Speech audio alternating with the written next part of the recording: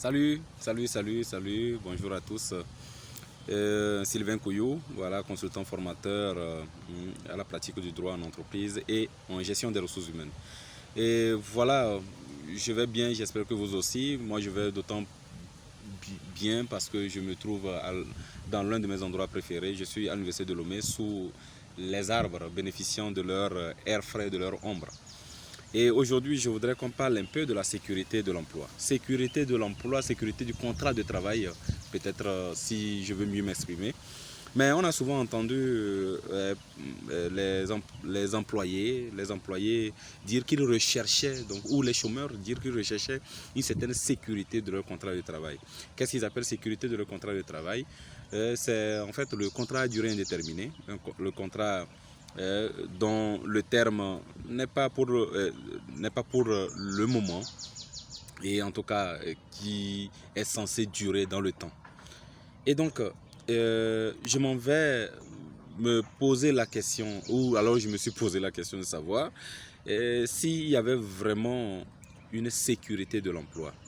Est-ce que cette sécurité n'est pas qu'illusoire? Est-ce que ce n'est pas un leurre? Est-ce qu'il y a vraiment une sécurité de l'emploi? Le contrat de travail n'est pas un mariage. D'ailleurs, même le mariage, il se dissout rapidement à travers le divorce. Et donc, tout contrat est appelé à prendre fin. D'ailleurs, le droit nous apprend qu'il n'y a pas d'engagement perpétuel. Donc, le contrat, quel qu'il soit, finira un jour. Il finira, la cause peut être différente dans un cas ou dans un autre, mais il finira quand même. Donc, il faudrait qu'on intègre cela dans notre façon de fonctionner en tant qu'employé pour que cela puisse nous être vraiment bénéfique. La première question à se demander, mais qu'est-ce que je vais chercher en emploi? Je vais chercher en emploi juste le salaire ou bien mon épanouissement complet? Si je trouve la réponse à cette question, qu'est-ce que je vais chercher en emploi? Je vais pouvoir savoir que il n'y a pas forcément de sécurité de l'emploi, même quand cela dépend donc de l'employé lui-même. L'employé peut décider de rompre un contrat, arrêter un contrat, parce que voilà, ce qu'il recherchait dans le contrat de travail, ce qu'il recherchait dans ce travail, il l'a plus. Il n'a plus l'environnement de travail qu'il recherchait, il n'a plus, il n'apprend plus voilà, de son travail comme il avait souhaité. Il est arrivé à un moment où les conditions de travail ne sont pas celles auxquelles il avait espéré et donc vient à prendre la décision d'arrêter le contrat. Donc, le contrat de travail n'est pas aussi, le CDI, le contrat à durée indéterminée, n'est pas aussi autant sécurisé que ça et donc n'est pas aussi sécurisé que ça et le contrat à durée déterminée n'est pas aussi fragile que ça non plus. Et donc, la question que l'on se pose, pourquoi les gens s'accrochent autant à leur poste? Pourquoi les gens s'accrochent autant à leur travail? Pour dire que voilà, quel qu'en soit le cas, quelle que soit la misère que la personne vit à son travail, à son poste, il s'y accroche parce que c'est un CDI. Il s'y accroche parce que c'est bien rémunéré et que voilà, il peut espérer jusqu'à sa retraite gagner une telle rémunération et même plus. Ils vivent l'enfer, ils ne s'épanouissent pas, ils n'apprennent rien de leur boulot. Et quand ils quittent le matin, c'est le cœur qui saute parce qu'on a un employeur qui est devenu insupportable, un employeur qui se comporte très mal, qui vous insulte à longueur de journée, qui refuse de changer malgré vos réclamations et qui vous pourrit complètement la vie. Mais vous êtes là, vous êtes accroché à ce poste parce que oui, bon, vous estimez que bon, voilà, c'est un contrat sécurisé. Et donc, il vaut mieux que vous y accrochiez. Alors que ce monsieur, cet employeur, peut, du jour au lendemain, lorsque ça lui enchantera, arrêter ce contrat. Sachez-le, le CDI est l'un des contrats les plus fragiles. Parce que, justement, comme il n'y a pas de terme à ce contrat, un terme connu à ce contrat, on peut le rompre à tout moment, sous réserve juste de donner un préavis. À la suite d'une faute simple, on peut rompre le contrat. D'ailleurs, on peut aussi le rompre dans le cadre d'une rupture conventionnelle. On peut le rompre pour plusieurs autres raisons. Voilà, donc, Le contrat, Covid-19 est venu nous apprendre qu'il n'y avait pas de contrat sécurisé. Il n'y avait pas de contrat sécurisé. Et on a vu des gens perdre du jour au lendemain leur emploi.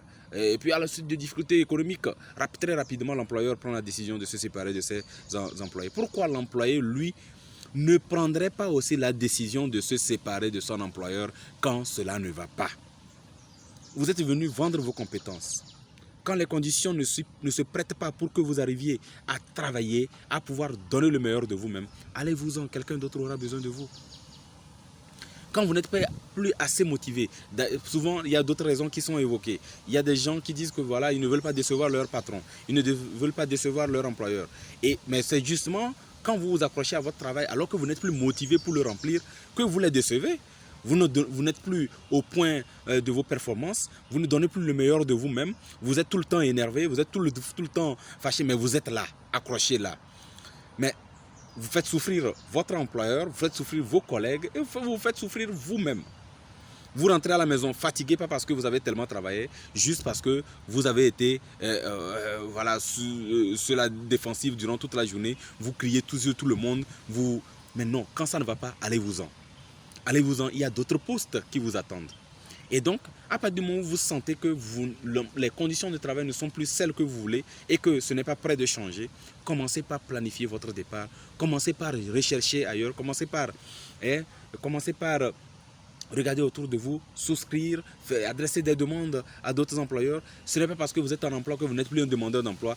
Un bon employé doit être un demandeur perpétuel, un demandeur permanent donc, de travail. Parce que le fait que vous ayez à l'idée de chercher mieux vous amène à travailler tout le temps vos compétences, à vous exercer, à vous cultiver, à apprendre, à vous former, et pour que vous soyez toujours au point. Et plus votre employabilité est élevée, plus votre patron actuel, celui chez qui vous travaillez, a envie de vous garder. Parce que vous ne dormez pas sur vos lauriers.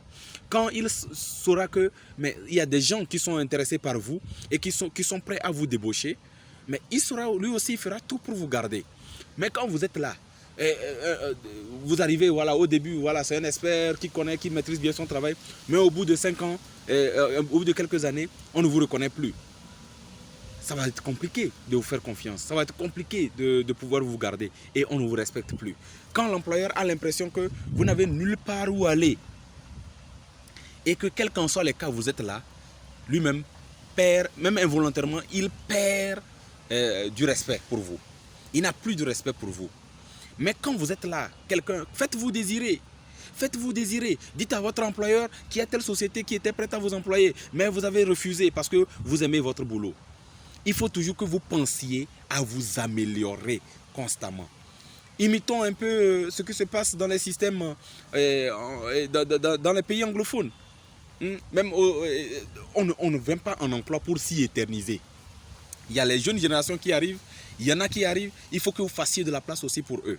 Il faut que vous alliez chercher mieux. Il faut que vous augmentiez votre valeur pour que vous alliez chercher des postes beaucoup plus élevés et que vous dégagiez cela pour ceux qui arrivent.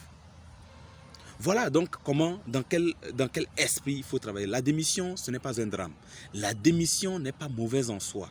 La démission vous permet, donc en ayant à l'idée déjà le projet de démission vous amène à vous améliorer permanemment. Vous pouvez avoir un projet de démissionner et ne pas démissionner. Vous pouvez programmer démissionner et ne pas démissionner parce que l'employeur, en s'en rendant compte, essaie de s'améliorer. Quand vous dites à votre employeur que vous partez et qu'il sait que si vous partez, il est en train de perdre une grande compétence dans l'entreprise, il fait tout pour améliorer les conditions qui vous font partir.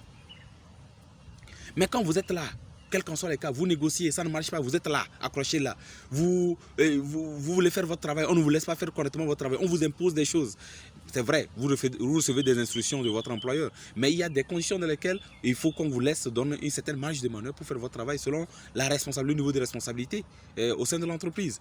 Et donc, quand vous n'êtes plus en mesure, l'employeur qui vous dit clairement « je n'ai plus confiance en vous », qui vous insulte, mais quand ça arrive à ce niveau, vous devez comprendre qu'il est temps que vous partiez.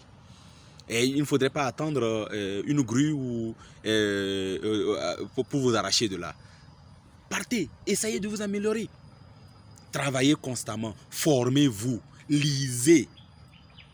C'est en lisant, en vous formant, en vous laissant coacher, en vous laissant accompagner, que vous allez tout le temps être bon pour aspirer à des postes beaucoup plus élevés. Je sais que j'ai choqué, mais l'intention n'est pas de faire mal, mais l'intention plutôt de vous faire prendre conscience du fait que voilà, on a toujours mieux à gagner en travaillant permanemment sur notre personne et sur notre voilà, évolution. Merci beaucoup pour votre attention. Je serai très heureux d'avoir souvent vos retours et vos commentaires. Je remercie déjà tous ceux qui, dans mes vidéos précédentes, ont bien eu l'amabilité de me faire un retour, voilà, et même avec des témoignages. Je vous remercie et vos commentaires, vos observations me font m'améliorer également. Merci beaucoup et à la prochaine.